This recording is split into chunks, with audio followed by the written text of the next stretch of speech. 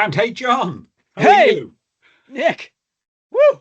We did it. We got through the first month of uh, Yeah, of yeah, Hallmarked Man. I mean, doing, what a doing, hoot. yeah, great fun. And really, the guys that are watching and participating on the Substack, it is just a joy. Thank you, John, and thank you everyone else. Yeah, the comments on the threads have been really first rate. I love having those conversations. Yeah, Um, you and I are going to talk later today, I hope, about the paid subscribers. We're actually going to try to do Zoom chats or something so we can actually yeah, have conversations with them. But really, the stuff back and forth on the threads this last week have been great. But what did we do? What are we going to do on this? I mean, we've gone through 4 weeks now. We've gone through yeah. So four we've weeks. we've both read this at least twice. I mean, I'm just on my third reread now, and I'm not sort of reading it through. I'm going through the bits that I think are important, and they're reminding me of other bits. So I'm reading it out of sequence, but just getting a firmer grip on the really very complex plot lines. I think I finished my second reread with a bit of a false sense of security. And just when I'm trying to think about it, there are little things that, uh, am I sure about this? Did did Robin actually tell Strike about the ectopic pregnancy? And so I'm going back to the relevant bits and just refreshing my mind for conversations and things like that. But I guess that's true of everyone. So most of the our fans who are all ardent supporters now, if they haven't finished their second reread, they're on their reread at least. So Well, I Kelly's done four out in Hawaii. I mean, this is. I mean, so there's well, like she's a hero. every week. Let's do another reread. Wow, Kelly, you're killing us. So, All so, right. so I mean, what can we say about the book? But what I mean by that is, so we've just finished Kanreki, where we were talking about books that we've known for years in the most case. What do you think it's going to be about Hallmark Man that in 10, 15 years time we're still going to be talking about? This is what the book's about. Okay, we've had this conversation. What do we what do we know about this? And really, I think we come to three conclusions that I think are going to be consensus points going forward. The first one is that the surface story, reading the story at the plot line level, the mystery going on, and the moral point, the two surface parts of the story are either very simple. Violence against women is bad, Nick. Yeah. Did you know? Did you know? Yeah. Uh, or just a farce, just an absolute mess. The murder in the silver shop vault is a farce. Now, I think in her defense, that might be intentional. I don't want to talk about that now or later, but I mean the people who set up the rules for what a locked door mystery has to do said quite openly that it can be farcical. It should be, in fact, farcical. It has to be something that's just so often, so long as it's actually possible, then it's still entertaining and it satisfies the requirements of that subgenre. Yeah. And I think we're maybe having some fun with that because this one's pretty stupid. I'm sure you're right. I think it is in for entertainment value. I mean, you look at what was a farce, which was sort of a late 19th century, early 20th century drawing room entertainment, and it was exactly that. They were absurdly complex comic plots, for pure entertainment. That's Um, right.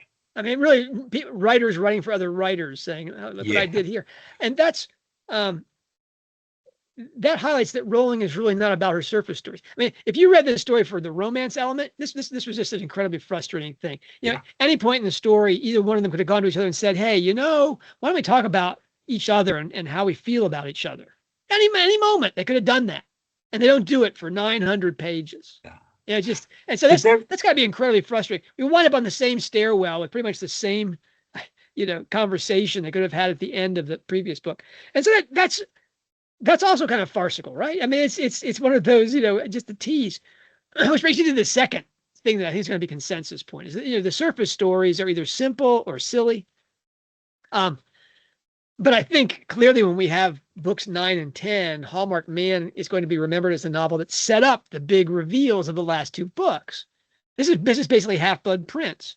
This is the roll up. And if you don't see it as such, you're going to you're really going to be suckered into thinking what was going on inside this book. So that's the real context of this book is, in terms of future readers, is that they're not going to read this book as the most recent book. They're going to read this book as strike 8 in a 10-book series.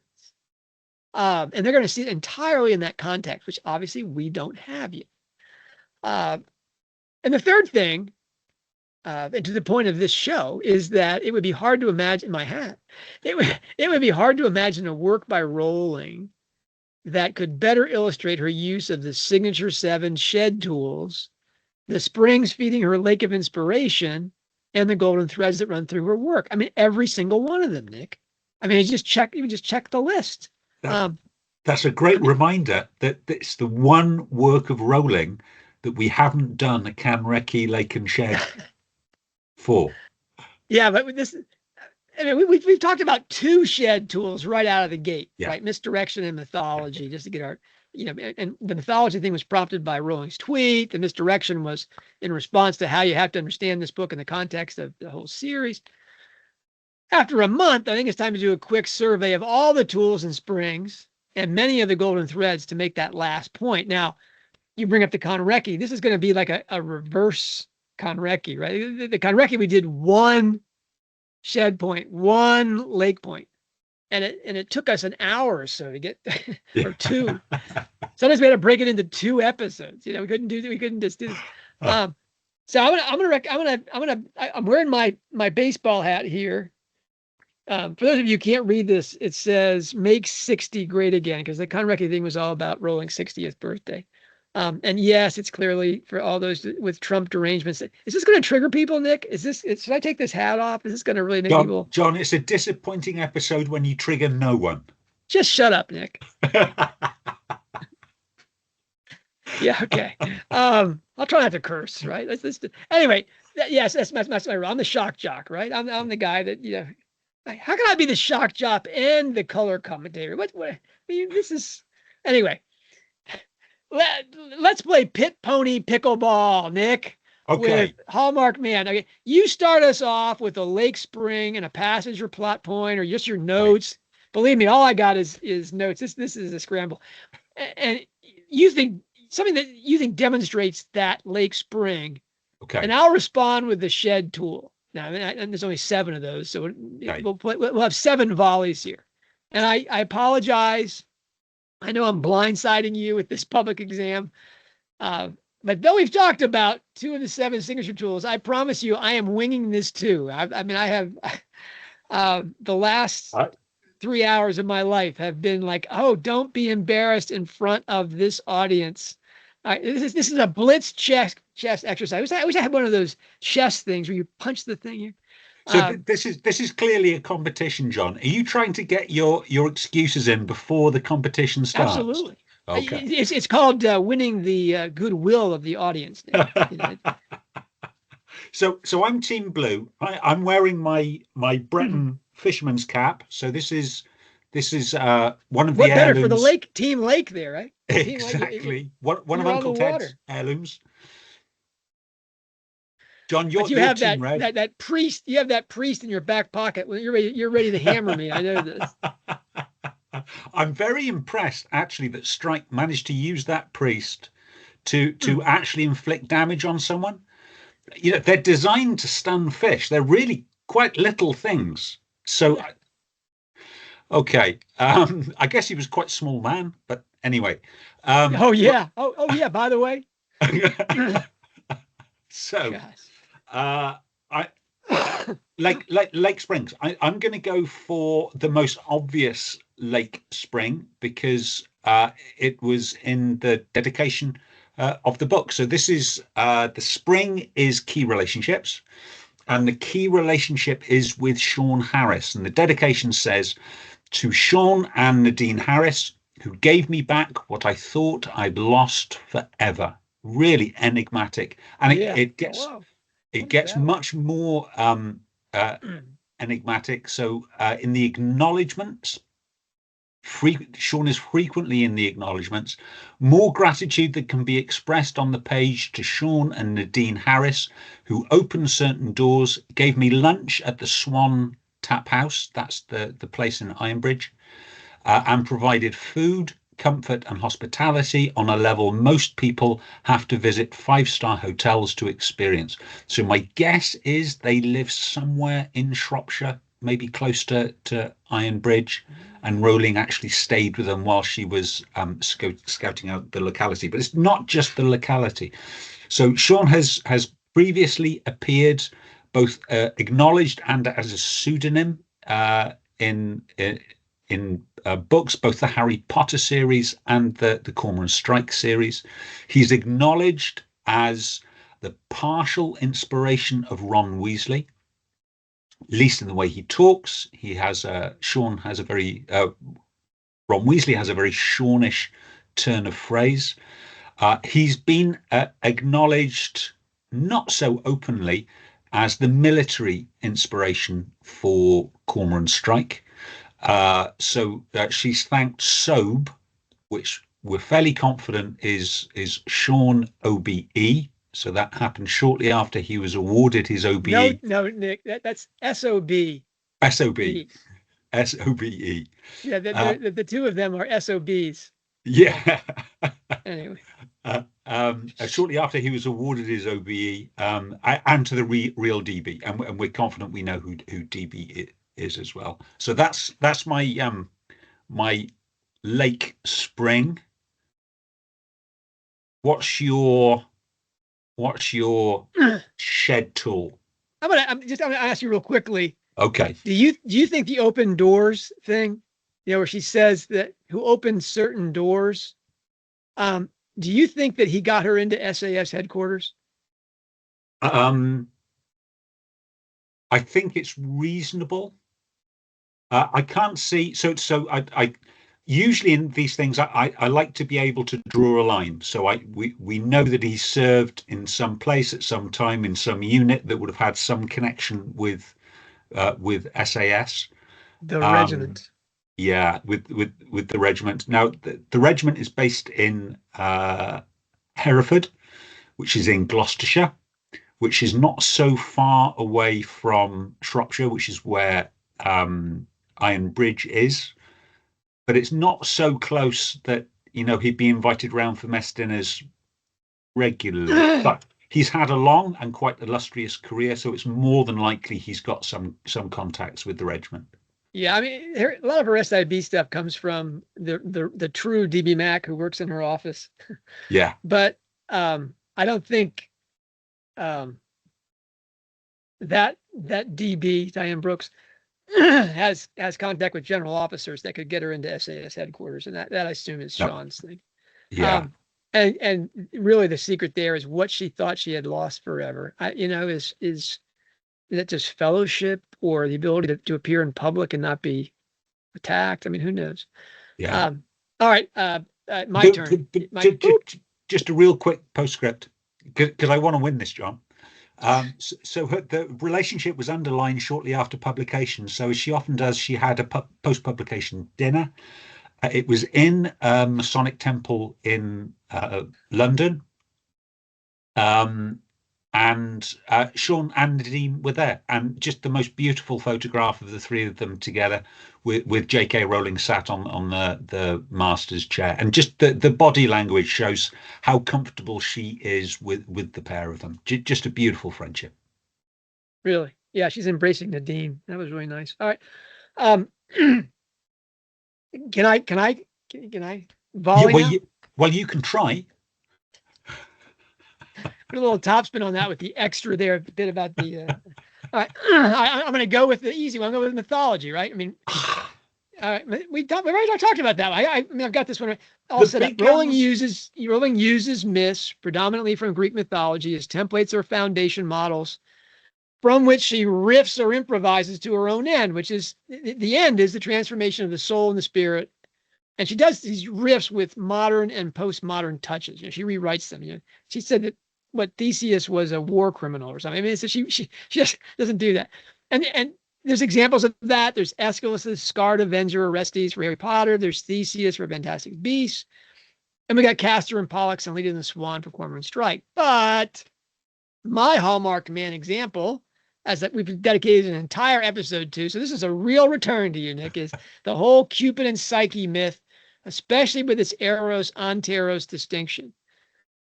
My most notable, for instance, inside the book is the entire crazy Longcaster family, and I include in that both Tara, Lady Spencer. She's a Lancaster by marriage, and I include Rupert Fleetwood, who is biologically a Lancaster. They're all nuts. Okay, with the possible exception of Decima Mullins, who goes by a different name than Lancaster. They are all archetypal, selfish love and desire cartoons who are consumed by superficial beauty, exterior elegance, and form, appearance above substance. And then we get another big Valentine's Day, really huge Valentine's Day event where we the true Anteros, Strike and Robin have a real turn in their relationship. They fight off the dogs together, bonding moment.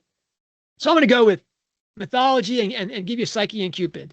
Really? That was quick. I'm playing blitz chess. I think I win on time here, but so I'm going to bounce the ball back to you here. I don't want to cause a time penalty, but just I have to come with a point that you've missed out, John. Really?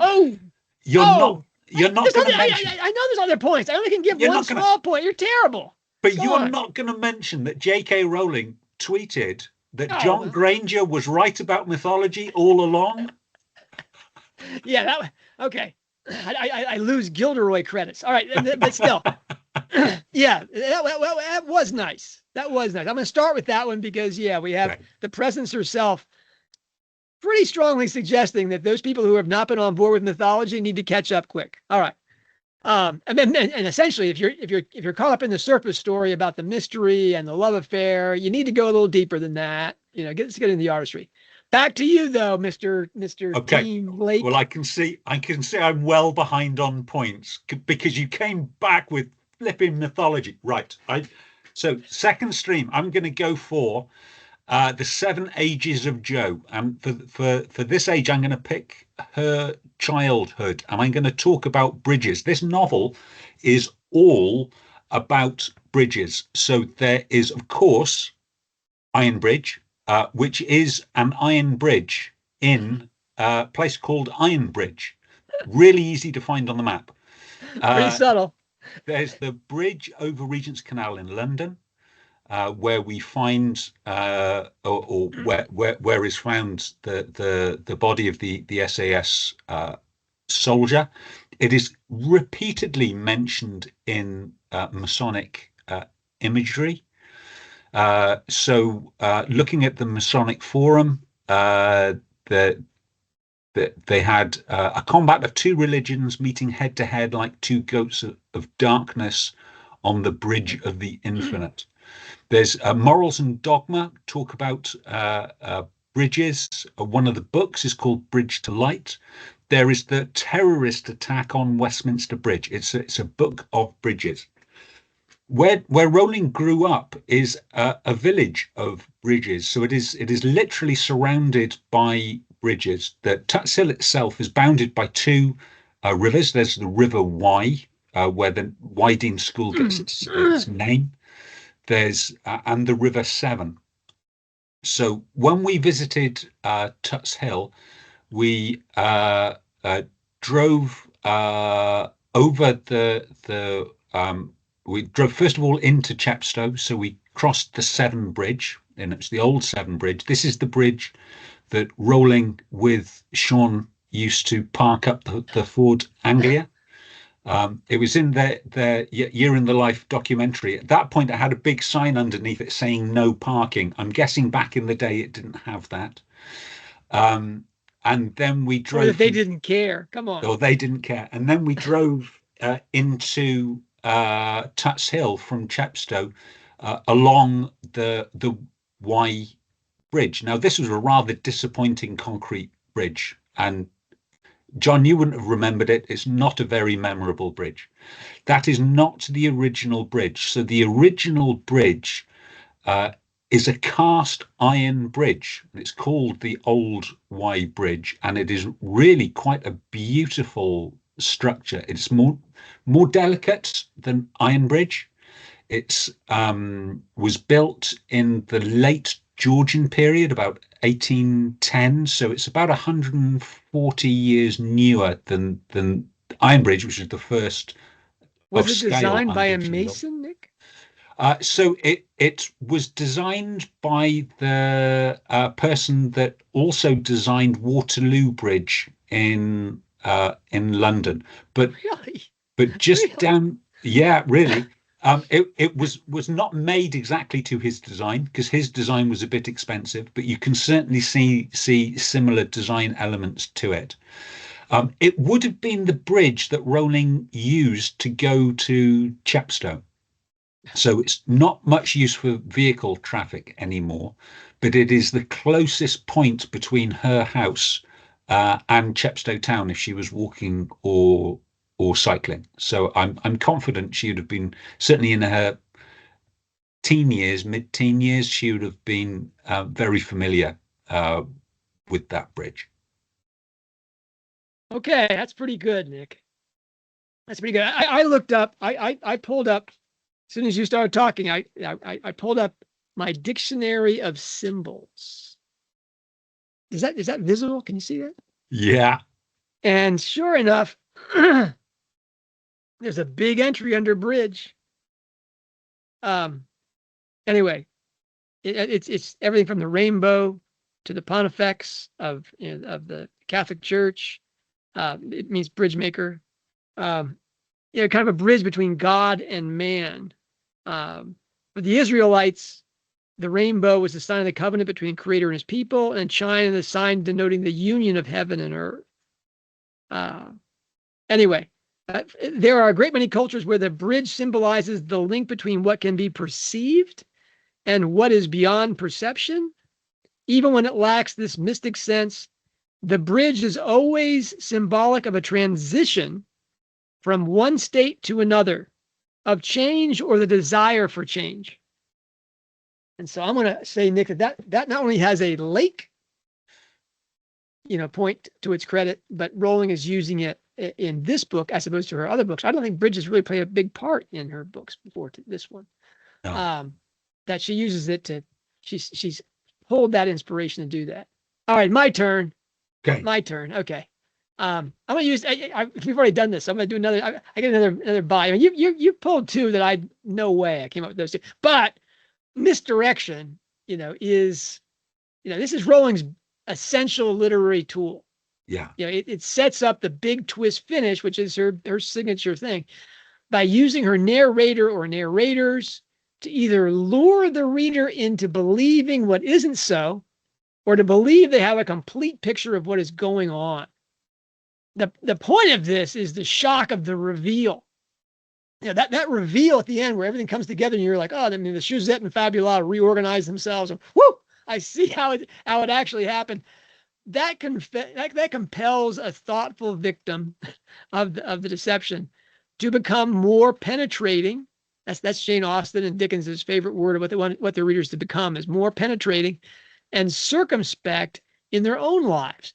Because that inability to grasp the reality of others' thinking and doing is really built into the human condition. We really believe that the stuff we see is everything. We're the star of the show. Not about you, Nick, but I'm always in every scene, so I must be the star, right? It must be about me. That problem of self and other is the core human project. And Rowling's literary misdirection is to help you become more aware of that. Now the examples of that, the most famous one is Harry Potter, where you can draw out 3 circles that intersect, like in a Venn diagram. One circle is Voldemort, what he's doing and thinking. One is Dumbledore, what he's doing and thinking, and then the intermediary between those two, you've got Snape and what they're doing, and the intersection of those 3 circles is a pretty small area, and that's where Harry Potter is. He only knows a little bit about what Snape, Dumbledore, and Voldemort are thinking, and the stuff he gets about the Dark Lord is all through his Horcrux. That scar that makes you think, because you're seeing everything over Harry's shoulder.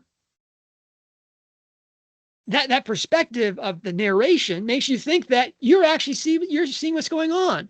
And in every single book, right, Nick, you get to the finish and you realize that no, Harry doesn't know anything. He's clueless. These other actors are doing things. We get the same kind of thing in Christmas Pig, where we learn about Big Sister's agony, in the land of the lost, out in the waste. But the Hallmark man example, I talked about this last week on the threads to one of the comments. People were talking about how Murphy on rereads, Murphy doesn't seem like a very nice guy. And that's true. It took me 3 tries really to pick up on this. What we miss on the first couple of readings is that because we experience the story through either the thinking of Robin or Cormoran, we're necessarily neglecting what others outside that perspective and their concerns are doing and thinking. And Murphy's really important in that regard. We know from his testimony in Wardles that he's under tremendous pressure at the Met. We know from eyewitness experience in his text messages that he hates Strike, and he feels that he is a losing battle with Bluey, which is really funny given that Strike's surety that the fit and good-looking policeman holds all the cards. We learn that Murphy's been drinking throughout Hallmark Man, and his breakdown when confronted by Robin reveals how he has been living in dread of that moment and in agony over his inability to quit. Then he has the visit from his parents and the secrets he's keeping from them and from Robin. He's juggling narratives. He's lying directly and by omission while chanting on and on about the importance of honesty in relationships. Right? He's solicitous and kind, and then suddenly he's the gorilla man. He's ardently angry and dismissive, walking out or hanging up. And the guy is a mess. I mean, he has to be asking himself, how can I win Robin? If you think, what is Murphy thinking? It's not that hard. How can I win Robin away from Strike?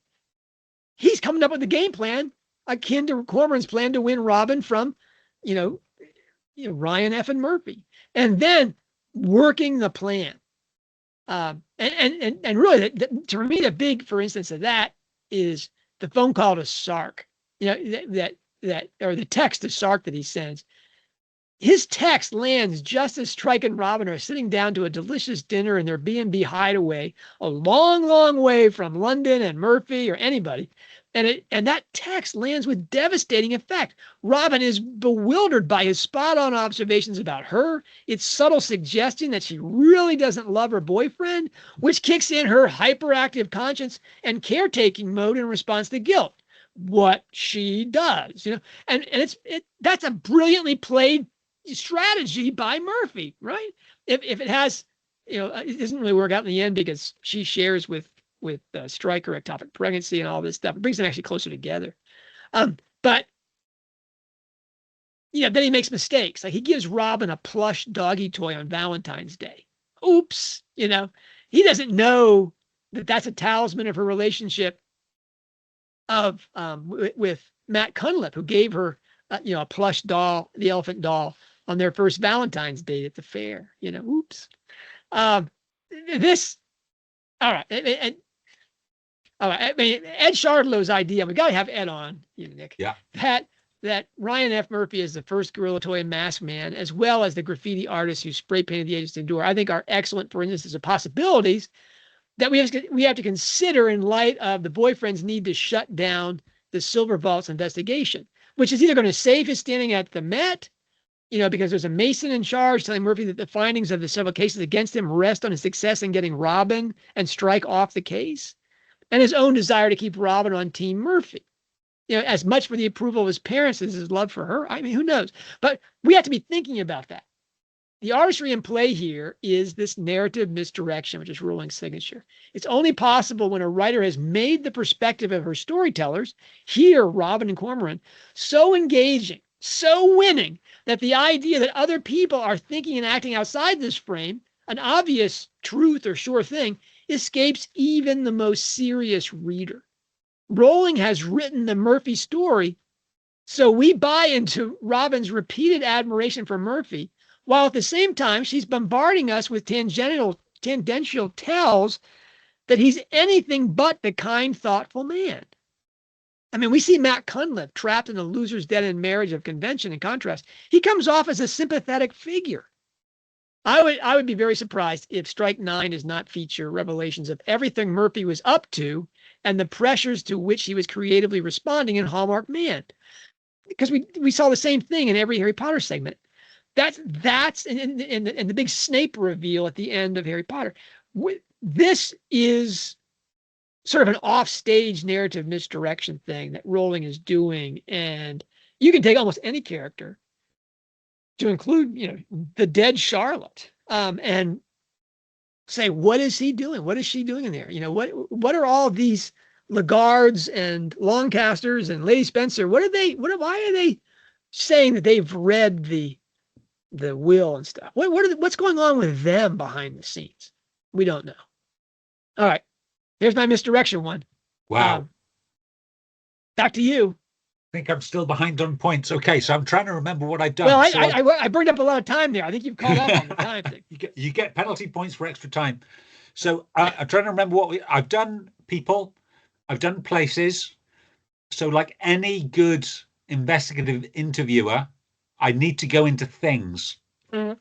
So the object I'm going to choose for my lake inspiration is going to be the charm bracelet. Of course, it's going to be the charm bracelet. So this is the anti-flowers, the anti-salted caramels. This is the perfect gift because it demonstrates finally that Strike is observant, he's thoughtful, and he cares about his relationship with Robin. So he notices the silver articulated cross that she's interested in, but that's not enough. That would have been a brilliant present.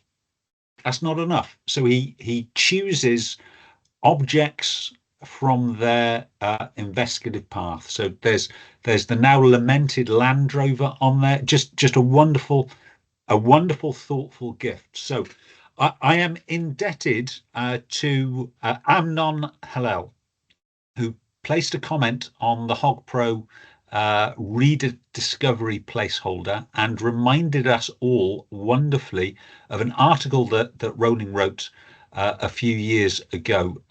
And it's called "This is a Story of Three Charm Bracelets." So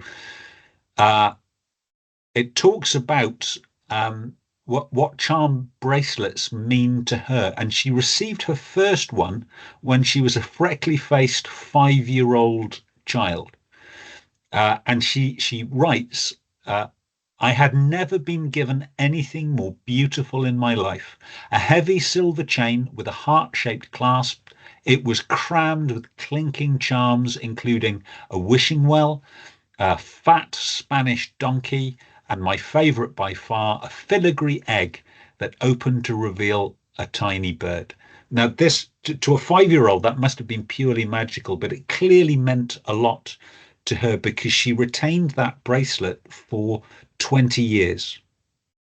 And really emotionally, shortly after her mother died, it was stolen from her. So she had a flat in Manchester. It was burgled.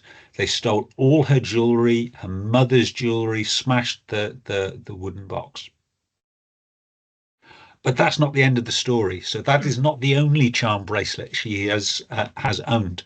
In 2007, just as Harry Potter and Deathly Hallows was about to be published, her editor and the head of Bloomsbury Children's Books, two ladies called Emma and Sarah, met Rowling in London and gave her a small package. Inside that, she writes, was what would become, aside from my wedding ring, my most treasured piece of jewelry. A bracelet covered in gold and silver charms from the books. There was a tiny golden snitch, a silver Ford Anglia, a pensive, a stag Patronus. There was even a philosopher's stone in the form of an uncut garnet. Her most treasured jewelry, other than her wedding ring.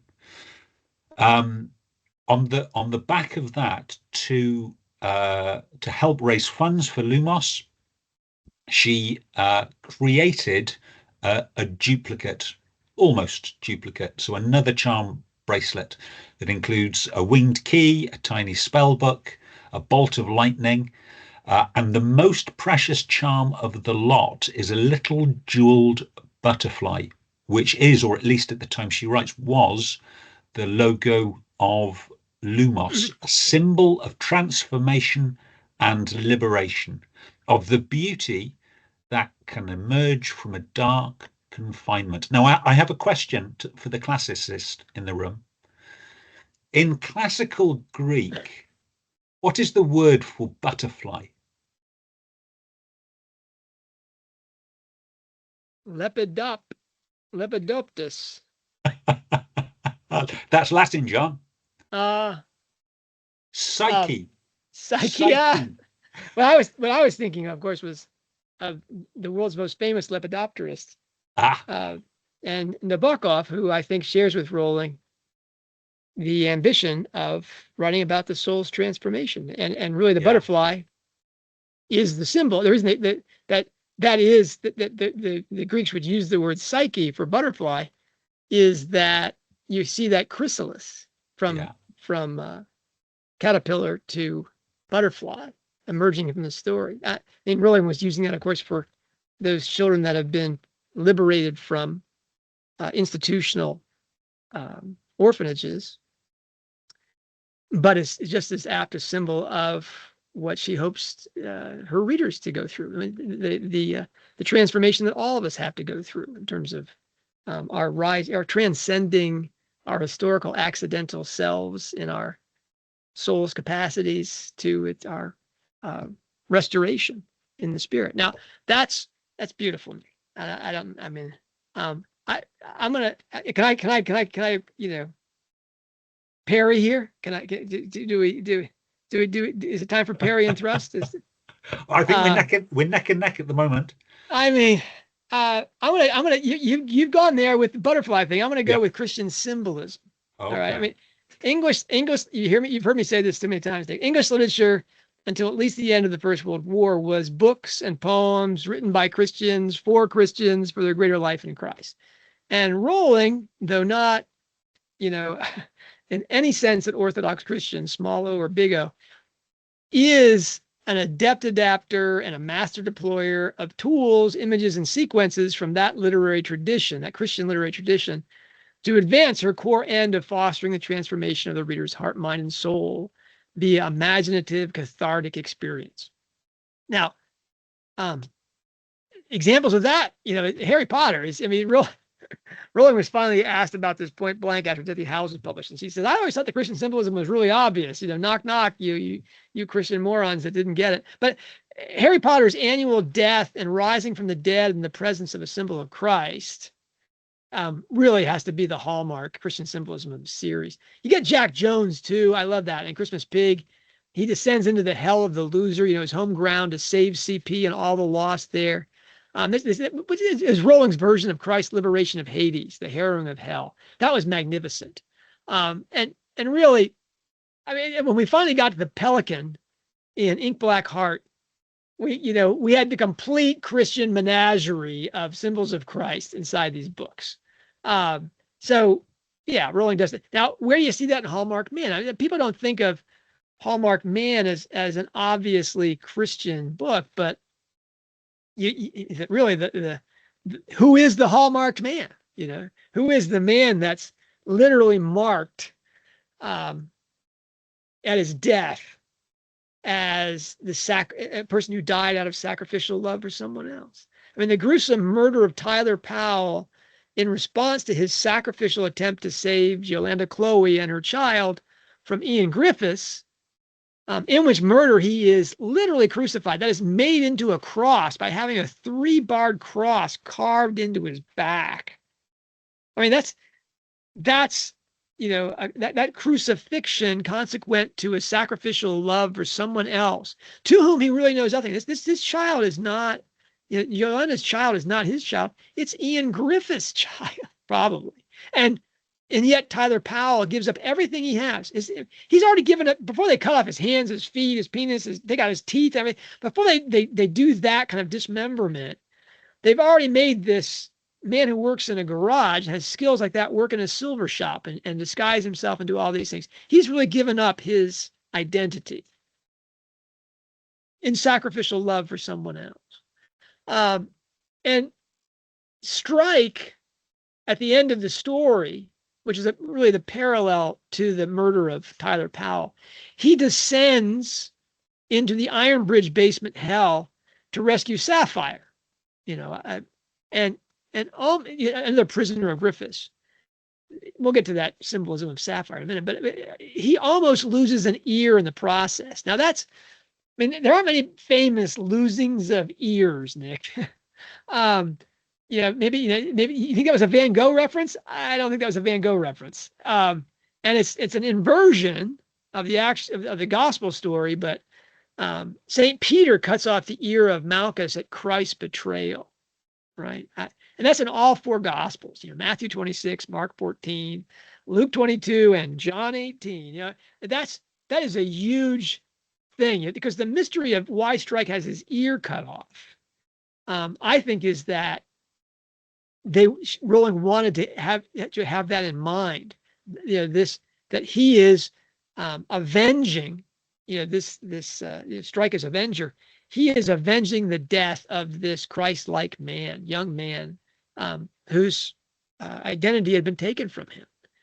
And if that's not enough, Nick, I'm gonna throw in the extra of Strike and Robin as fish, because Rowling always uses the fish as a symbol of Christ. And what fish does she use, Nick? Do you remember the name of that fish? The ichthys? Are we talking the ichthys? No, we're talking about the symbol. Yes, the ichthys. The Christian symbol the meaning of the 2 squares. Yeah. What type of fish does Pat bring into the office? The goldfish. They're oranda goldfish. Oranda, which is the Latin word for she who must pray. I mean, it's a wonderful combination. And in the bowl, you got Cormoran, who's really struggling there, as his agonies, trying to get Robin to understand him and appreciate him. He's becoming a man that's totally different than the man that was Cormoran Strike. He's in that transformative state. He's in that chrysalis agony. And Robin, she's just, she's going through her miseries. I'm not trying to diminish that. I mean, Robin's miseries are like almost beyond parody. Every attack that has ever happened to her, we redo it inside this book. But Strike's interior agonies are reflected in the fish almost dying. But just like the Oriander, he's doing it to himself. Yeah. All right, that's enough about this. Back to you there. Okay. Before I use all my time up. So I'm going to go for a core belief, and the core belief I'm going to go for is, of course, violence against women and girls. But I think it's more than that. So yes, we've got human trafficking, we've got sexual slavery, we've got casual murder, but there's in the Hallmark Man, there is hardly a female character that is not being controlled, coerced, manipulated in some way by a male character, to include Strike attempting to manipulate Robin. You look for a female character that has agency. Well, there's Pat, I guess. Linda Ellicott. Linda, So we've got two ladies of age, shall we say. There's Kim, who you could say most of the way through the book has agency, and then we find out right at the end she's being played. Yeah. This and so it's this is a core belief that women are vulnerable to coercive controlling men. I would expect a pushback. So Yep. For J.K. Rowling, this cannot be the end game. So I can expect probably in book 9, not even waiting for book 10, that we're going to have a turning of the tables, and we're going to see, because there are strong female characters all through this book. I'm expecting to see multiple strong female characters fighting back and gaining agency, or at least calling out those that are attempting to coerce and control. Well, I'm going to give you a pushback right now, Nick. Okay. I what's we've seen violence against women and girls all. I mean, it's Yes. Yeah, the three defining characters really of the Harry Potter, the four defining characters of the Harry Potter novels, all of them, their lives were largely shaped by violence against the women, mothers and daughters in their lives, sisters in their lives. And so that's not a new thing. But what was new in Hallmarked Man was Rowling actually acknowledging that women get a remarkable amount of attention if, for example, they're living on the street, which men are not given. And if men disappear, it's not a big deal. They just disappeared. That pushback inside the book where Strike starts talking about suffering of men and how the world doesn't care about it seems to be Rowling in a way coming to some awareness of how much this theme almost overwhelms her writing. I think I was really impressed by that. We see that same kind of compensation or shift in Rowling's treatment of Islam in the United Kingdom. She actually talked about that knifing on the bridge. I mean, it's problematic. She immediately, wants you to have sympathy for Muslim drivers in London after after that terrorist attack. But still, that's the first time we've seen, and the whole SAS subplot in the story is largely about is Islamicism, and that was a real sea change in Rowling's work. So, violence against women and girls, but also almost a self-awareness of this that it was very impressive. She's talked recently, and we're going to dedicate a whole show to her thing about beliefs and how they change. But this was a sign, I think, that that she's really, she likes to say, I'm 60 years old now. That she's aware of those things. All right, that was pretty quick, Nick. I'm gonna have to pick up my game here. I'm gonna go with psychomachia, okay, which is a term. Obviously, it's not a term that most of us learned in English classes. It's a term for allegories of the soul, and particularly of the soul's faculties or parts in relation to one another and their transformation. This is a tool that's critical, obviously, to Rowling's core aim of depicting the transformation of the soul and fostering the same in her readers. And it only works at an allegorical level. You really don't see this in the plot line expressed as such. You have to read through the details to see the larger truth behind it about what she's talking about. The most famous example of that, I hope, is the soul triptych in the Harry Potter novels, which is Harry, Ron, and Hermione as body, mind, and spirit. I mean, she's really taken the trio of schoolboy novels and spinning it so that Ron is the body, Hermione is the brain, and Harry is the heart. Harry is the spirit in those books. Now, we also see that in the Strike novels. Robin and Cormoran are soul and spirit to one another, a la Shakespearean comedy.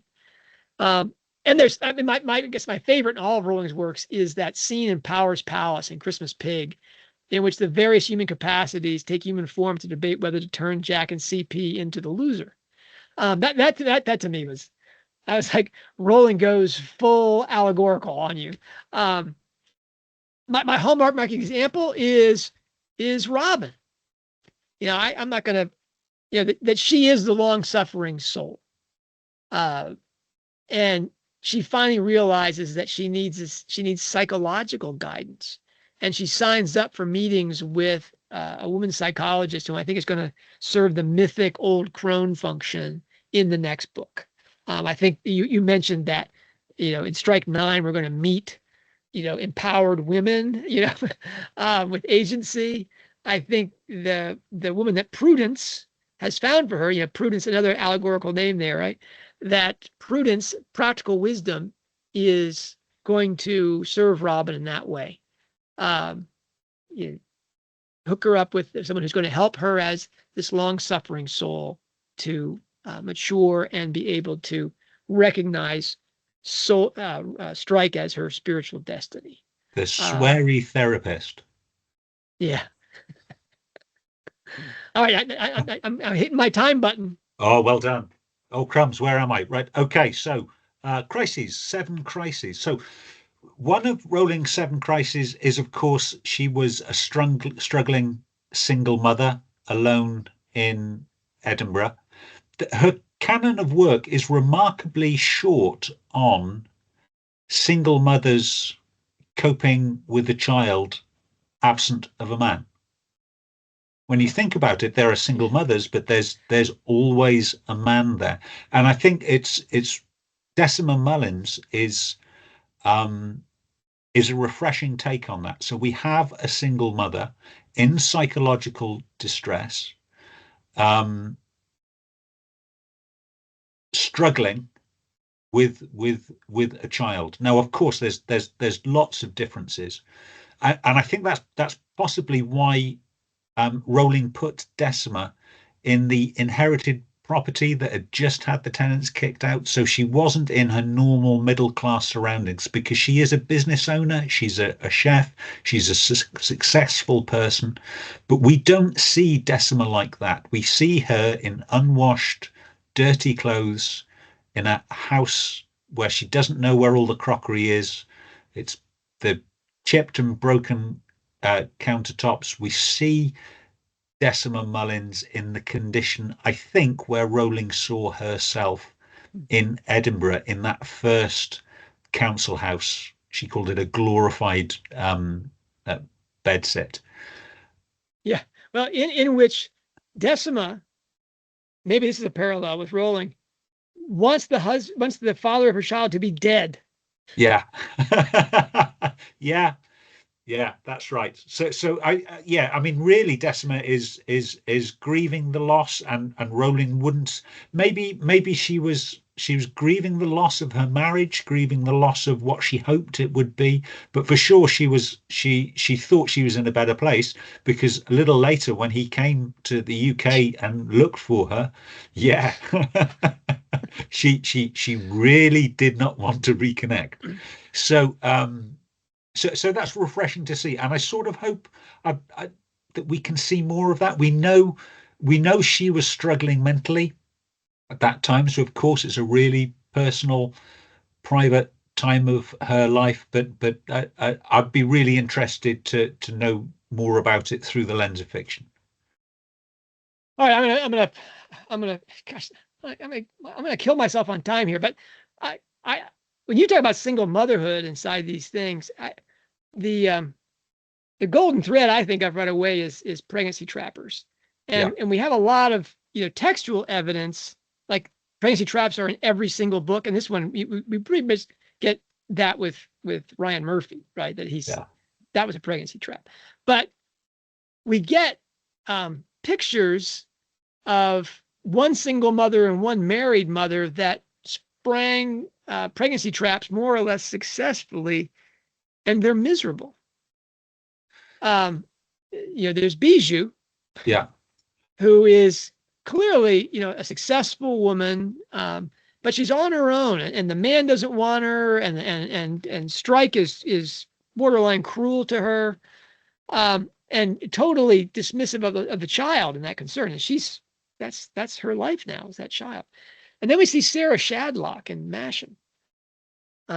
that was a stunning revelation. And Sarah Shadlock sprang that pregnancy trap on Matt Cunliffe, and he looks like a man that's not happy in the relationship.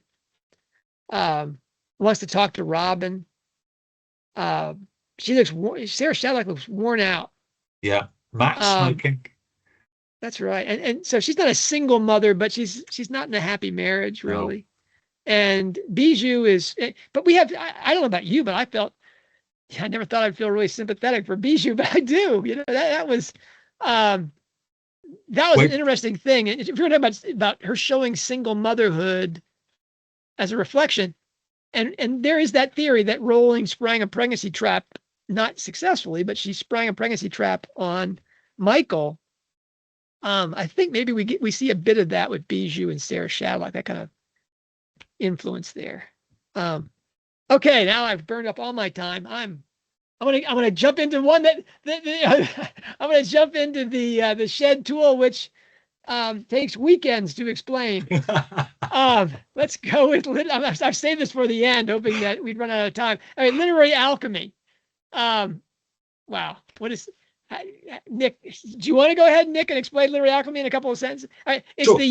It's the use of symbols, colors, and sequences from metallurgical alchemy, which is the process of turning lead into gold, and of illuminating or enlightening the alchemist. And it uses those symbols, colors, and sequences in story form, told in prose, poetry, or in drama. I mean, Chaucer and Shakespeare, the original literary alchemists, in my view. Now, I mean, in English, Dante's still the gold standard for literary alchemy. Examples of that, the last 3 books in the Hogwarts saga, you have, the Black book, the Negretto book, in which Sirius Black dies. You have the Albedo book, or the White book, in which Albus, the white Dumbledore, dies. And then you have the Red book, the Ribetto, in which for Red, Weasley dies. I mean, those books and their types, they really show the 3 stages of alchemy in graphic form. Again, well beneath the surface there, really on the anagogical level. And this is really her most powerful subliminal artistry. And it's not that she's actually being especially subtle about it, right? The first book she wrote was Harry Potter and the Philosopher's Stone. This is not something that should have taken a lot of work to do. One of the things I talked about on the Hogwarts Professor Substack comment threads this last week was, the 3 stages of discovery, whatever. When I first started talking about literary alchemy, people thought that was the stupidest idea, that couldn't possibly be true, So I moved from it was an absurd idea, some crazy fandom, theory, until Rowling gets the tattoo on her wrist, and then we've always known that she was a literary alchemist. It's like, okay, guys, stop the clocks. That was a good 20 years where I was an idiot. Now I'm anyway.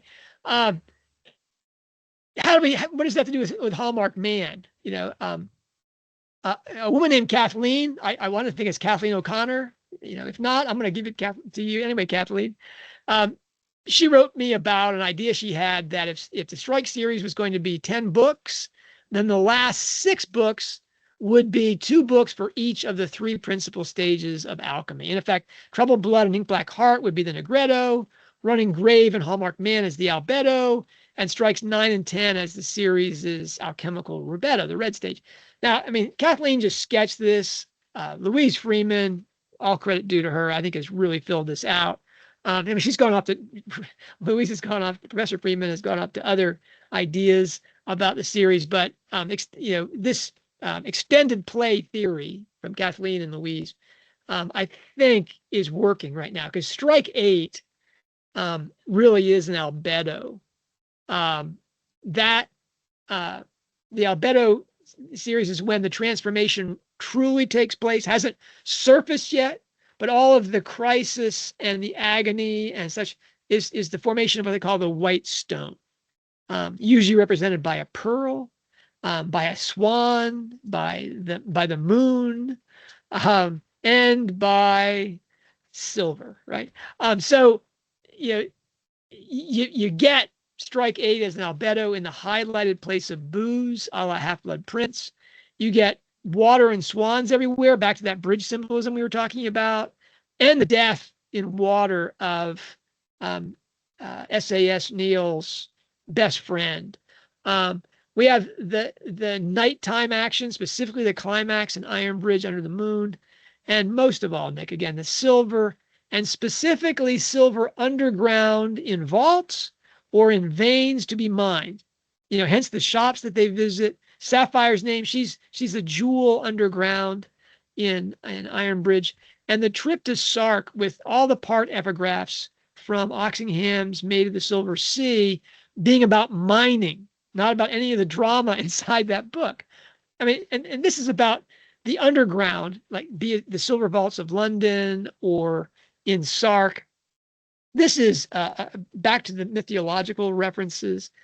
This is the unconscious to be underground. And this is specifically the trials of Psyche. And, the albedo is the feminine principle of alchemy. And these are largely about, certainly Strike is suffering through this book, but this is really, I think, Robin's novel in terms of the trials of Psyche and her having to come to terms with and get help for the fact that what she does is not working. Alchemy. Back to you, Nick. Oh, crumbs. Okay. Stop my timer. Wait, stop my timer. Starting to run out now. So, okay. Crises. So the crisis in Rowling's life is her admitted depression, near psychological collapse.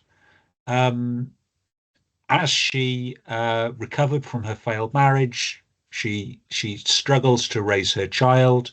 She worries about her future. She sought psychological counseling.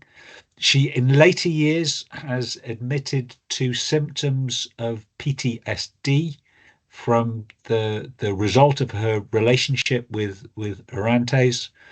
And this is just beautifully depicted in Robin's psychological, and I'm going to call it psychological collapse through this book. It's not a case of her having a breakdown.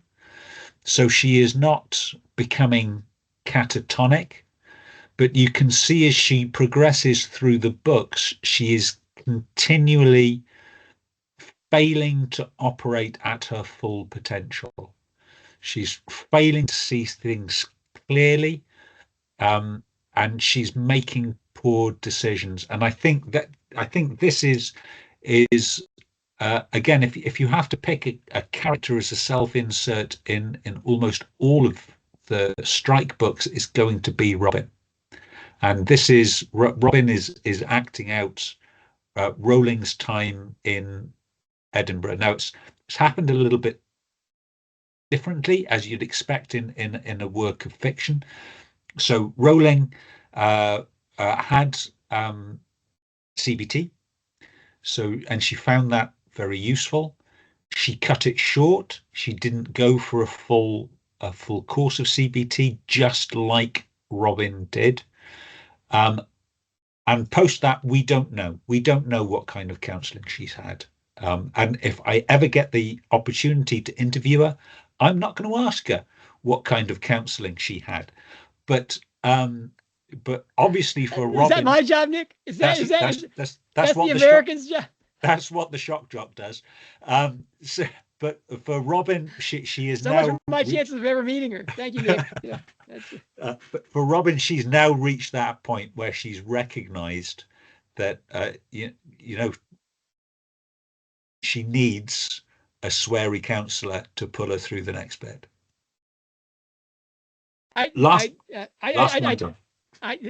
Stop your clock, start my clock again. I have to say that Wardle and his depression is another image of that. Yeah. Just grief about the destruction of his family. He's not a single parent. He sometimes has custody of Liam, but he's also taking care of his nieces and nephews from his dead brother, and he's recovering from the death of his mother. A lot of parallels there on the male side to Rowling experienced the death of his mother and all these things. That's a good one. All right. back to my thing here. What have I got? Oh, I've only got one left. Only 7. Thank God I only talk about 7 tools here. But the last one is something I can't really talk about, Nick. Is something you have to have illustrations and charts and stuff, and that's ring composition or ring writing. Oh, okay, guys, and tune in for our next episode, which is a 4-hour ring theory talk with John. I'm just gonna stop my clock now, John. Ho ho ho! Okay, I'm gonna finish this now. I'm gonna. If I did literary alchemy in 2 sentences, I can do ring writing in 2 sentences too, right? Rowling uses traditional chiastic structure, A B C B A, to give a form to her writing that reflects its meaning. If you're looking to find interior transformation, a literary form where the meaning is in the middle and all things point to the center is your form. And I'm pretty sure she learned this from Lucy Shepherd as a young woman. Rings have a latch. To understand what a ring composition is the beginning and the end. You always see me drawing the circle, right, Nick? That the ring has a latch, and the beginning and the end have to hook up. The same people, the question asked in the beginning has to be answered in the end. You'll see some dialogue echoes. But every story has a latch, right? And then there's a turn halfway through the story or relatively near the center in which the beginning and the end, the beginning is echoed and the end is foreshadowed. Or is that perumbration? Nick, what do you think? And then the real bit of the reason they call this structure sometimes a turtleback is that the story elements on the way out to the turn in the beginning all are echoed in reverse order on the way back. So if you draw it up, it looks like a turtleback. That's all to point to the meaning in the middle and to draw you to the center, which is, a symbolic representation of what Rowling is doing to you as a reader, trying to draw you into your inside bigger than the outside center, your heart, your spiritual heart. And the example of that, Nick, would be everything she writes. I mean, it's even tweets, right? Even the longer tweets. That's right. When you use that in your social media, it'd be easier to talk about the things that she doesn't use chiastic structure in, and maybe some of her essays. But even sometimes when she has lists inside her essays, if she has 5 points that she lays out, go to the center one. The center one is the piece there. The Harry Potter books, the series is a whole book about that, right? Every one of the books is a ring. The series is a ring. And Running Grave, if you want a more recent one, not only is every book in Cormoran Strike a ring, but in Running Grave, we saw that every part of the book is a ring. And then we saw Running Grave also, if you took the book as a 7-book series, parallel to Harry Potter, it satisfied all the requirements of latching up with Cuckoo's Calling, echoing the turn in Lethal White, and really being the summation and the cathartic conclusion to the book in many respects. So I can't do this, right? I can't, give you a Hallmarked main example. The only part of the book that I've really worked on is the first part. We've had it the longest. Yeah. And, I'm thinking of doing this actually as a class. The paid subscribers will get it for free. Everybody else can sign up for that class if they want to, in which I go through and I show you how to do this. I mean, really having John, do this isn't good for John or for anybody else. Really, other people have to be doing ring analysis to test this idea. Having attended that class, I can recommend it to everybody. Yeah, it's a lot of fun to teach that class. Anyway, if you go to part 1, you'll see that there's 13 chapters. And, the beginning, the middle, and the end. The latch is Strike is, considering the Decima Mullins case in the first chapter. He's on his way on Canterbury Road. Oh, I love that. And then in the end of it, he decides to take the case to try to break up the Ellicott-Murphy relationship. That's so the beginning and the end latch up in that he's thinking about it, really not positive about it. Not he only took this trip so that Robin would come with him. Silly Robin, she decides to have an ectopic pregnancy instead and misses out on that trip.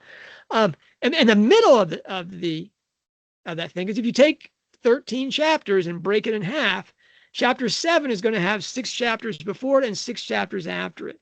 And sure enough, Cormoran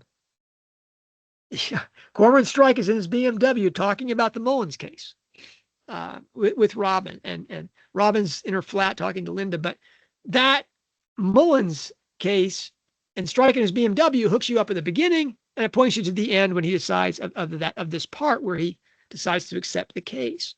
And then the fascinating part is the turtleback lines, where chapters 6 and 8, Cormoran Strike, chapters 5 and 9, Robin Ellicott. And it goes that way, basically, if you radiate it out from that, you see how that works. Now, the meaning in the middle, I'd probably put more weight on the Hausman epigraph than I would for anything else in that respect. And I'll save that. But I want you to know that I think that the part 1 thing it graphs pretty solidly as a ring, because it has a latch to turn and the turtleback lines that we look for. Wow. Punch my time there, Nick. Very impressive, John. So what? Yeah, you can be very impressive when you just if everything's a Reader's Digest version of what you really want to talk about. Now that how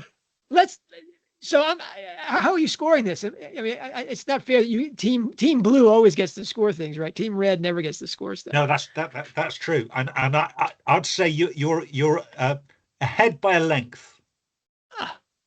All right. Well, I'm gonna concede though, Nick, that you've okay.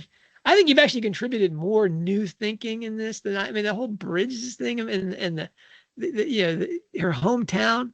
That's unique, Nick. Nobody else in Rolling Studies is going to come up with that. But so I'm gonna let's if you're giving it to me, I'm giving it to you because what generous spirits we are. Let's do a tiebreaker.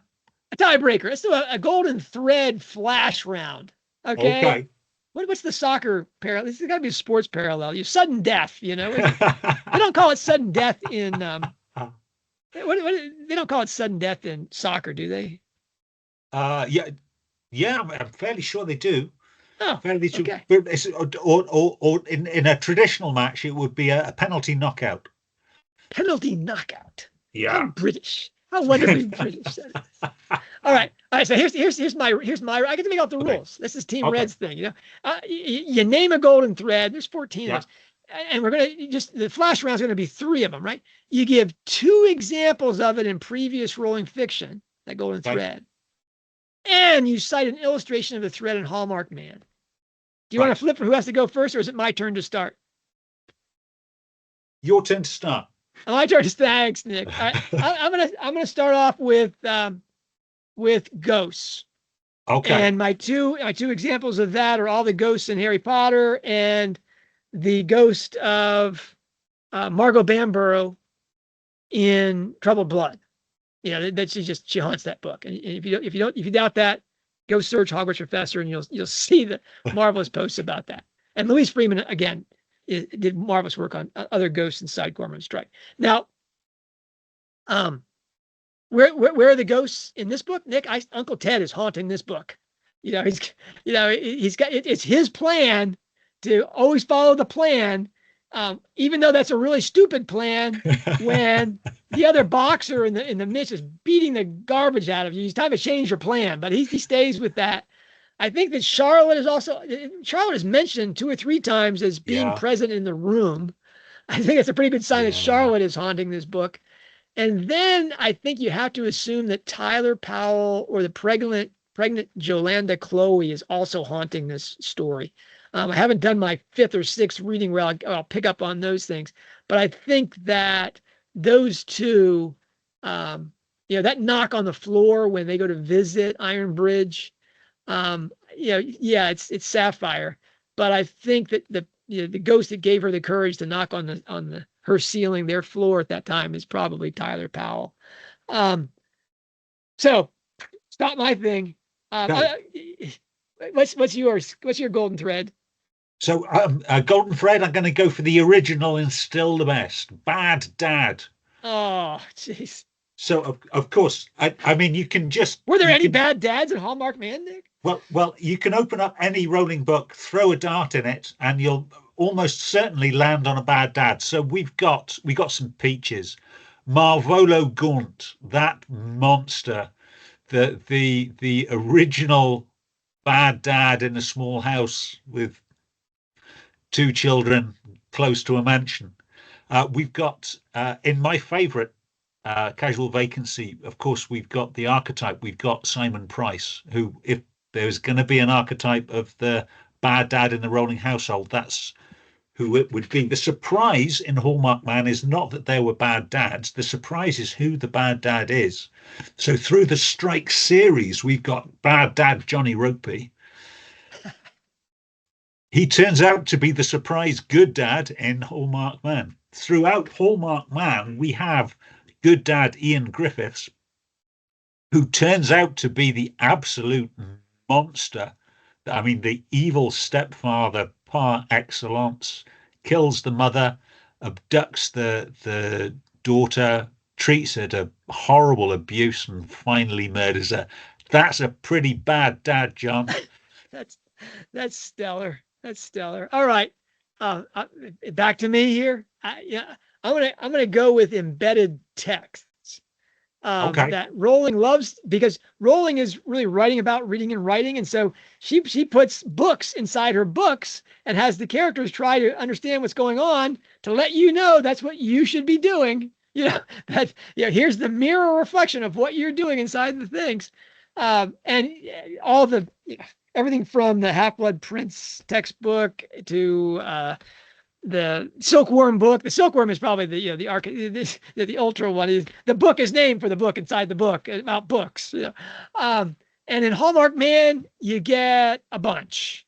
You Yeah. get all the Masonic books. The Bridge to Light, Morals and Dogma. You get the Porn Stars Coded Message. Okay, Yeah. that was fun. Who knew Yeah. that porn stars know Masonic, codes? And then there's Neil's note to his wife in Masonic code as well. That Robin breaks that one. Yeah. Then there's the text messages and the internet comment threads with aliases and the emails to the real Oz, where if they're not attentive to those clues inside those embedded texts, they don't solve the crime. And you have to be that attentive as well to pick up things like, a woman in a phone call making two mistaken references to places in Ironbridge. Whoa, or you miss out. That's how Rowling does her embedded text. Back to you, Nick. Okay. So, media. So the evil media, of course, everyone recalls Rita Skeeter. Wait, you're choosing all the easy. This is terrible. Go on, give me evil media. Okay, you don't choose it, John. You leave the goal open for me. I'm gonna go with them. We all Bad recall dad and evil media. I mean, come on. All right, go on. We all recall Rita Skeeter. Even in the lesser known works. So in Ichabod and in Christmas Pig, although we don't have newspapers, we don't have the media as such. There's certainly propaganda, and there's that spinning the narrative for the benefit of the bureaucracy of the administration, and all through the Strike books we have the disruption of the media, desperate for their story, doorstepping the office, stopping the investigation, and being a general nuisance. For the first time, I think, in Culpeper, we see the danger of the power of media when we get a personal grudge. So Culpeper isn't necessarily going after Strike because he wants the story. Although, of course, the story is the reason why he can get away with it. He's doing it because he's got a personal grudge against Strike. Yeah. I mean, isn't his wife revealed to be lesbian or something? I mean, yeah, this is and of a pretty course, visceral male response to that kind of public yeah. revelation. Yeah, that's a good one, Nick.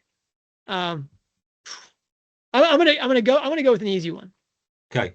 Um, I'm gonna go with occult tropes. Because Rowling's background in everything from hand reading to astrology, alchemy, that kind of thing. Um, and that's my easy one, Nick, is we have Freemasonry all through this book. It's in the epigraphs, it's in the subject line, it's the location of the murder, which is an absolute necessity, Nick. Remember, it had to have been done there. And we have all the arcane symbolism inside Temple 17. So I'm gonna do the easy one here, Nick. Okay. You've taken Pad Dad and Evil Media. That's pretty much just pulling the low hanging fruit, picking up the fruit from the ground. I want to do one here. That something like occult tropes. Examples of that. Wow, the biggest one, obviously, I think is all the astrology inside Troubled Blood. And then I'm just going to say all the magic in all the divination and all the type of magics that are inside, especially Trelawney's use of tarot cards. I just do tarot cards there and in Troubled Blood. So we see Rowling's love of sort of spiritual symbolism, but outlier spiritual symbolism. Now, she has her Christian symbolism in the traditional things, but she also likes to do things that are, scandalous in terms of conventional religious ideas. And Freemasonry, boy, does that fit the bill, Nick. I mean, you get all the different crosses, you get severed heads, you get, orbs, and it's and the outfits, etc. Rowling just revels inside the symbolism of Freemasonry. It just saturates this book to give you that there's more to this story than meets the eye content. And it works. It works. I mean, I've just bought Bridge to Light, which is not an inexpensive book to buy. And I've got Manly Hall's keys to Freemasonry. I'm gonna do some deep diving into that. But that's definitely a golden thread. Top that, Nick. She loves esotericism with a lot of structure to it. I think that's what her draw is. What? Terracism? Esotericism. Esotericism. Come on, Nick, get your occult vocabulary down. Okay, so I did the original golden thread, which I have to say, John, you developed. So I'm going to go for the most recent golden thread that you've also developed. I'm going to steal that from you, John, and claim the points. So I'm going to go for the lost child, for the baby in the lake, and I'm going to go for some of her recent work. So we've got in Lethal White Kinvara.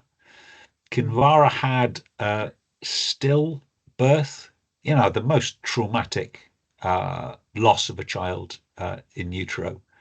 That obviously unbalanced her and probably led to her series of poor decisions that led to the murder of her husband. The most famous one and probably the most talked about is, of course, Gloria Conti. So Gloria Conti had an elective abortion on September the 14th. We know the date of the abortion because it stays with her for the rest of her life. So she can't go through September the 14th without thinking of the child she lost. And in Hallmarked Man, we don't We don't have an elective abortion, but we have the loss of a pregnancy. It's an ectopic pregnancy from Robin Ellicott, and she grieves. She grieves not for the loss of what could be. It isn't the loss of potential for her. She recognizes that she has lost a child. This bundle of cells is or was her child. I've left on a bit of a downer there, John. Sorry for that, but it is what it is. I think one of your key discoveries. It is an important thread in Rowling's work, and I'm sure when you read it, you had the same reaction that I did when we saw it. And I think it's true of all these golden threads as well. Once you start talking about them, you can't miss seeing them when they come up. And I read that in the book, and I thought, well, there's the baby in the lake for this book.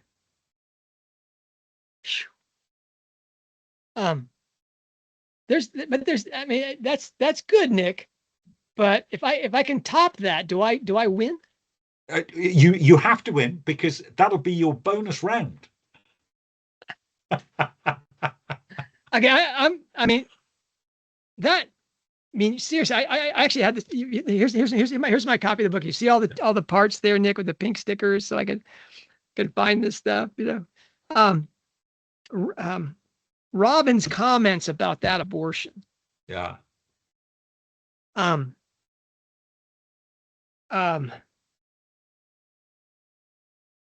First of all, you have Murphy probing her about it. Did you want the baby? And she gets pretty upset. I mean, she pretty much goes around the twist on that one. And I get it. I mean, pretty insensitive. And we also have to, there's a note here that she said that she didn't go onto the pill after she came out of the farm, Chapman Farm, because she was afraid that she didn't want to add hormones into her PTSD and that kind of craziness. But after she has the ectopic pregnancy, she goes back on the pill. And I wonder how much is Rowling suggesting that that's part of her trauma inside this book. Anyway, that the hormones are making her even more unstable than she would be otherwise. That's a stunner. That Rowling might be questioning the efficacy, or the edifying qualities to chemical birth control. But anyway, at one point she freaks out about, she calls Ilsa to confirm about the whole Bijou thing. And she says, so Strike might have just become a father along with Matthew, Stephen, Martin, Shaw, and Barclay, whereas she tried not to think about her baby because it had just been a bunch of cells, hadn't it? Not an actual human being that was hers, but still she'd been robbed of what so many other women did deliberately and with ease, even if it meant a grubby tryst with a bit of slimy rubber in a bin. No, her child had been created through carelessness and ignorance. Then there'd been an agony for her and death for the tiny person who'd lodged in her fallopian tube, forever barred from meeting its mother. And Robin hadn't wanted that baby, but she mourned it now, full of shame that it had both lived and died.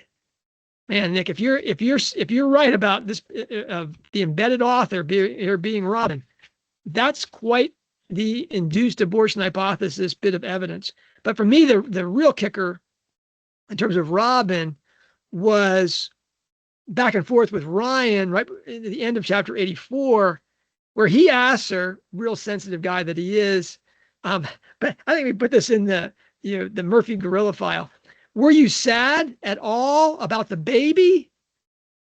Yes, emphasized the italicized, said Robin, her voice breaking. Yes, I cried about the baby. Is that what you need to know? That I'm not inhuman? Rowling is, I mean, you've said before, Nick, that you don't think that Rowling is pro-abortion per se. No. That she's only for the procedure, the murder of this child being a legal option for a mother. But when she has Robin say that any woman that would not grieve over the loss of an ectopic pregnancy. I mean, I think on the scale of, you know, miscarriages, ectopic pregnancy, and then you get into the deliberate, the induced abortion. I mean, abortion just means miscarriage, but the induced abortion, that wouldn't really be on the scale, would it, Nick? I mean, I don't think any feminist would say, "Oh yeah, you need to be ashamed or grieve for the loss of a child that never got out of your fallopian tubes." And yet, Rowling has Robin say that you would be inhuman not to grieve for that child. So she's taking, in that respect, a pretty pro-life stance, while still maintaining that the procedure should. I keep saying the procedure. That's a pretty euphemistic description of what it is, but that this legalized murder should be legal. Now that's I think a pretty straightforward picture of Rowling's position, that the theory that Harry Potter was largely inspired by Rowling's having had an induced abortion, and it being reflected inside these stories and in everything else she writes is as the core trauma of her life, really takes substance in this. And if that's not enough, Nick, and here's my attempt to win this battle in one thing here, is what do the bad guys in this story think about abortion? The Longcasters, I think they're really the bad guys in the book. I mean, there's Griffiths, who's just a monster. Yeah. I mean, the guy's barely human, really, and he's just sick. It's a murdering, rapist, sex trafficker. There's probably pornography in there somewhere too. I mean, it's just child pornography. I mean, the guy's everything, just wicked and evil. Never trust a short man, Nick. Never trust a short guy. The Longcasters are the Eros Cupids, and they're the bad guys in the book. And so you get Tara, who was married to Dino Lancaster at one point, who in other books, and Stripe remembers it in this book as well, told Charlotte, her daughter, that she wished she'd never carried her to term. Wow. To look someone in the face who is your offspring and say, "I wish I had aborted you," I think Robin would qualify that as inhuman. Yeah. That's madness. My favorite, though, example of Lancaster madness in this respect, though, is what Dino Lancaster, the biological father of Rupert Fleetwood, always describes Rupert as, Nick? The jellyfish. The jellyfish. And how does he describe what a jellyfish is? So an insensate collection of cells, amorphous collection of cells. That's right. He uses the language of radical pro-choice feminists who say that, really until birth, a child is just, is not a living person. And especially, early on, they're just jellyfish. To put that language in the mouth of the man who conceives a child with another man's wife, he clearly wanted her to abort that child, abort Rupert. And then what does Rupert do, Nick? He aborts his relationship with Decima because as Strike says, he wants to take the coward's way out of this pregnancy. He actually asked, did she have an abortion? And clearly he asked that question, hopefully, of Robin at the hotel in the Mediterranean. He's very much a Lancaster. Decima has transcended this, and that she kept the child and loves the child. That's the evidence for the induced abortion hypothesis in Hallmarked Man, I think, is as strong, if not the strongest, of all the evidence in the books that we have. Well done, John. I think you've won. It's hard to be happy about winning on that note, but yeah, I mean, it's it is powerful stuff. I still don't think we're going to see Rowling entering into the abortion debate. But I think probably her pro-choice stance, in that she believes that the choice should be available, but it's still a horrible thing. And I need to be careful because, of course, I'm overlaying this with my own beliefs as well. But I think it is to think that um,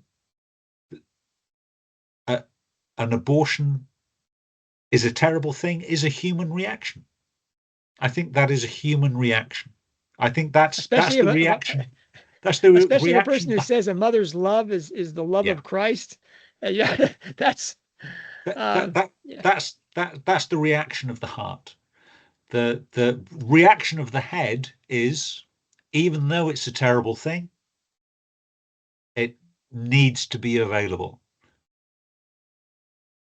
Yeah, And I mean, you and I have joked about this. That the only place that Rowling and I see eye to eye is if we're in the same room and she's not wearing heels. You know, yeah. that I mean, she says she's 5'3", 5'4", maybe 5'5", you know. That's exactly my height. But we disagree on all these subjects, and that's Yeah. you know, I think, I hope that she allows for that kind of thing. But this yeah, to understand her work and not include, I think now, the whole lost child with grieving steward, golden thread, and the ancillary idea that a core trauma of her life was a pregnancy trap followed by an abortion, that she grieves. You know, that she is human, as you put it and she puts it. Um, I mean, that's again, people are going to say that we're falling into the biological fallacy, the biographical fallacy, and of course we are. But I mean, we're doing it with our eyes open. Yeah, we're doing it with our eyes open. Yeah, we're really just waiting for we're a following the denial. golden thread. I mean, this is Rowling has to deny the evidence of this in her text, or not deny it, but explain it. Say this is just like Dickens used orphans.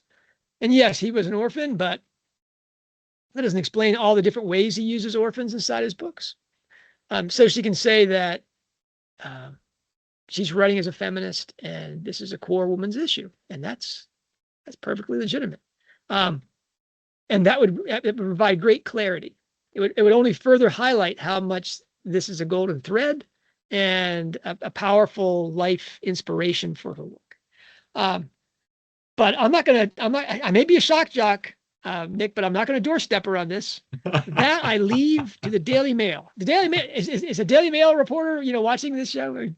I don't think anybody doorsteps Rowling anymore. No. Okay, right. That's great, John. That's a draw. Yeah. Team Lake and Team Shed have to be allied together at the hip, or we're useless. And I really am. I know John's joining more in the conversation than I am, and I plead pressure of work, but please do continue to let us know what you think in the comments. I'm so enjoying reading the conversation. Yeah, and I'll be sending out things to the paid subscribers. Yeah. After this goes out, with things that I'm reading and stuff that I'm doing. Maybe I'll show you that chart of part 1 that I've done. And thank you for all the paid subscribers that keep the lights on here. I know it doesn't seem like there are lights on in my studio, but there are lights on in here. And thank you, Nick, as always, for editing these things and putting them together. Thank you, John. Take care. Salute.